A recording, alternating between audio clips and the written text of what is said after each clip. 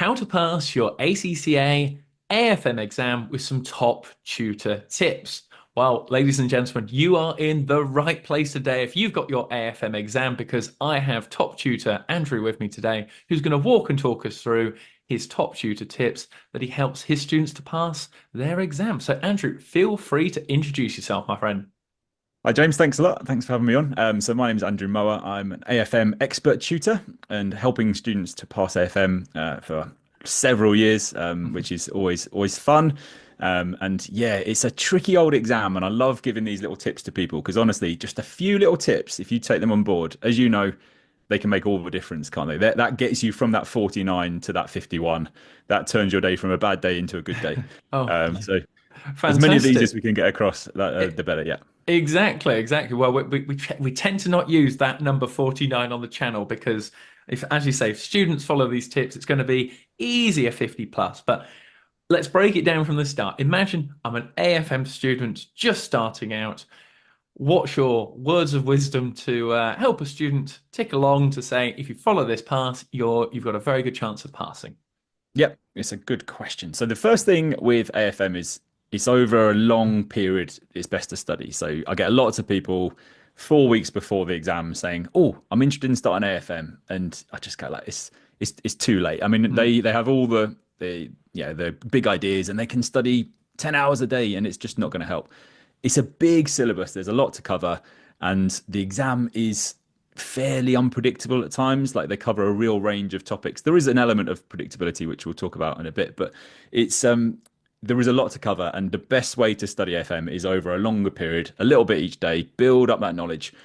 Also, with those professional skills marks now, like commercial acumen, you can then take in things from the real world, and that's something I love doing, and I really encourage AFM students to do is to relate the subject to the real world. So when you mhm. see something in the business news, think, that relates to this bit, or that's interesting. That might affect this, or and so on. So yeah, my number one thing is about, yeah, let's not rush AFM. Let's do it over a longer period. If you can afford a bit more time, that's perfect. Fantastic. That's a brilliant start on it because I completely agree. 4 weeks for an optional paper is just no chance. Just don't even consider it. But you touched on there the syllabus areas.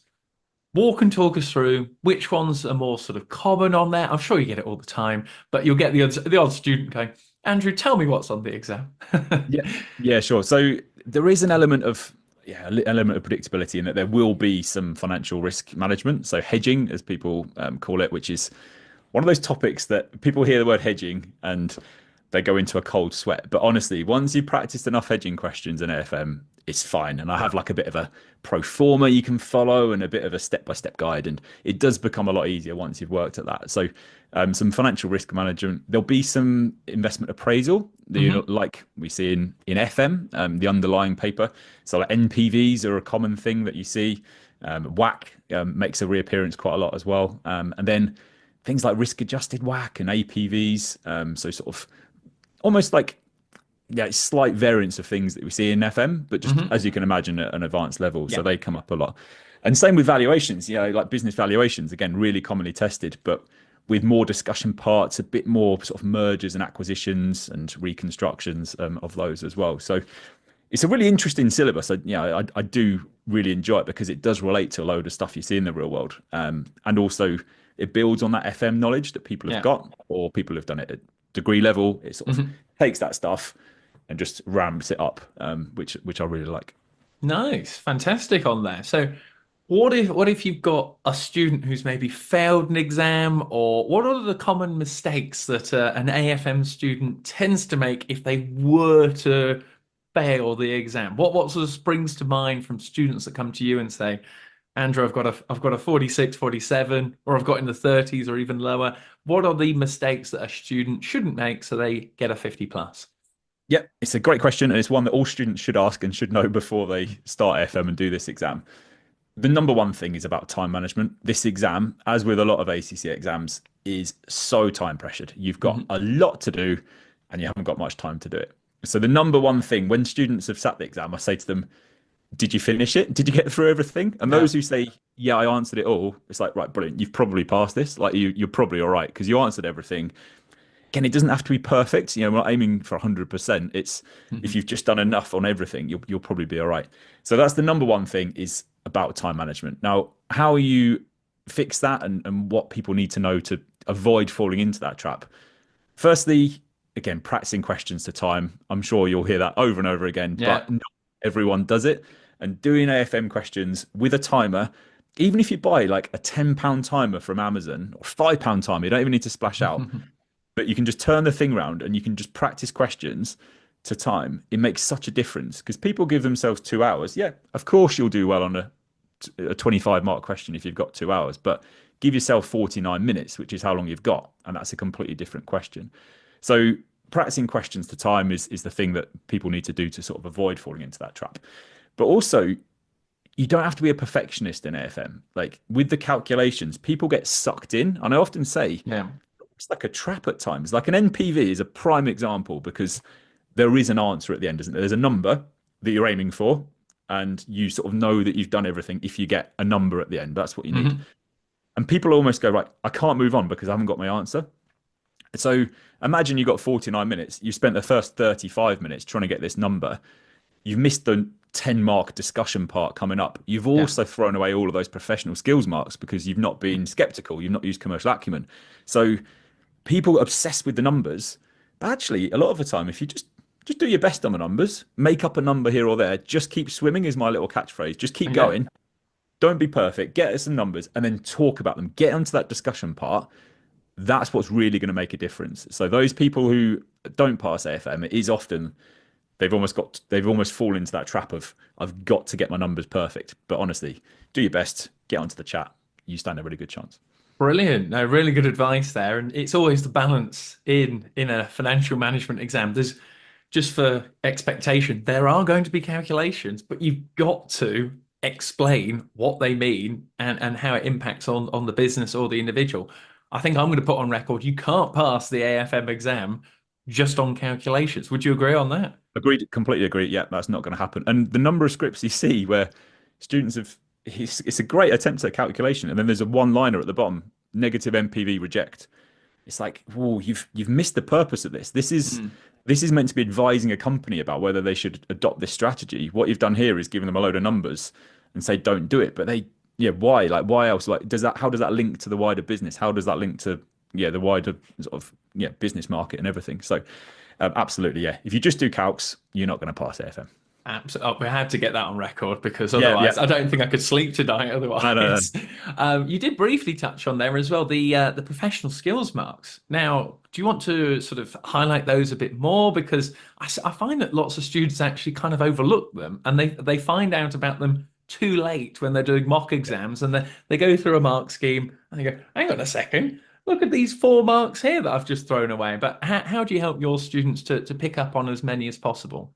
Yeah, it's a great point. Again, 20 marks in this exam on professional skills marks. 20. Like you only need 50 to pass. So if you get those, you're 40% of a way to a pass, aren't you? Hmm. If you think of it that way, it's like, well, hang on a minute. Why am I worrying about anything else? Let's try and get these in the bag first. And absolutely, like the ones that the examiner often says people struggle with in AFM specifically are skepticism. So professional skepticism. And again, it's just about building habits and good habits when you're practicing questions. Just challenge the assumptions. If they say, inflation is going to be 10% for the next 5 years, Hmm. you're just thinking, hang on a minute, that doesn't seem reasonable. I'll get that down. Challenge that assumption and say Yeah. why it is potentially not reasonable. Or they're saying, oh, yeah, don't worry, exchange rates will be the same for the next 20 years. You just got to think, hang on, that doesn't seem right. I'm going to challenge that assumption. So that's about building up good habits and just getting into those almost into that routine of just challenging everything, which is important for skepticism. The other one that students don't do too well at in AFM is commercial acumen. Hmm. And this is almost a bit of an SBL type skill that they're asking you to do in AFM, which is linking your answers to the scenario and making Yeah. points that are relevant to that company. And again, a few little tips I'll give my students is around when you see what industry they're in, almost do a little pestle in your head and think, what could affect this business? They make electric cars. Okay, well, there's an environmental angle to that. There's a Mm. potentially a big social angle to that in terms of trends and fads. And so just dropping in those little points again, it doesn't take long, but it's a really quick and easy way to pick up those marks. And then you've also got communication in the big 50 marker in AFM. So it only appears in that big question. So knowing how to do a report format, which is again straightforward once you practiced it. But as you Mm, said, students don't know about it and they're like, I better try and blag a report. But if you've practiced that 10 times before exam day, it will take you a minute to lay out a good report. And you've yeah. got those communication marks, or some of them at least, in the bag. And then analysis and evaluation is the fourth professional skills mark category, which is the sort of using the data correctly and drawing conclusions and actually sort of adding some insight. So yeah, understanding those, honestly, they are easy marks once you know how, and it is just about understanding them and practicing. That's the key. Absolutely spot on. And you touched on there the electric cars or electric vehicles. Just thinking from a exam technique point of view, the type of product or service that is being used here. Other things which I'll put on record as usual, Andrew, I failed some of my exams, but when I read back through some of my old attempts at mock papers, I was writing it and they, and I'm there going, Yeah, they're not yeah, called, they're not, the company is not called it or they, James. They are called Cars Limited. Little things like that, that when the marker comes to read your answer, they've been through hundreds of them that day. Yours has got to make it as easy as possible, and showing it's going to be a piece of work that you would deliver to a financial manager, for yeah. example, on there. But Andrew, are there any other final nuggets of gold that you really, really want to get on record for the students that could be the difference in getting them that 50 plus? The number one thing in AFM is about practicing questions to time. And I highly recommend that students do at least 3 full exams, whether that be mocks. ACCA provide the mock before the exam sit in. You've also got past exams, but also using the practice platform. And so setting yourself a timer, getting used to that time pressure and doing Mm, it in the software. And if students do that enough times and cover enough questions, it's okay. And my number one thing about my favorite phrase is just keep swimming. So the whole thing of if you get stuck on something, don't worry, it's okay. There will be mm, horrible, nasty bits in AFM. That's normal. You just go, never mind, just keep swimming, move on mm. to the next bit, get onto the discussion parts, and you stand a really, really good chance of passing. So don't be a perfectionist. You only need 50 and just keep swimming. Absolutely fantastic advice on there. I always used to have the expectation that there'll always be a curveball thrown at you on the exam day. Yeah. So you just kind of go, look, I expect it. And it's like, oh, it's happened. I can't remember this standard or this rule or whatever. But there are easier low-hanging fruit throughout the exam for students to pick up on there. But I hope you've enjoyed today's video, guys. I put Andrew's details in the description of this video. Would you say LinkedIn's the best place to get hold of you, Andrew? LinkedIn, yeah, I'm on YouTube as well, posting lots of AFM videos as well. So yeah, either's great. Fantastic. Well, guys, if you have any questions from the tips we've gone through today, the comment section down below, myself and Andrew will get in touch. Have a good day and best of luck with your AFM exam. Thank you very much.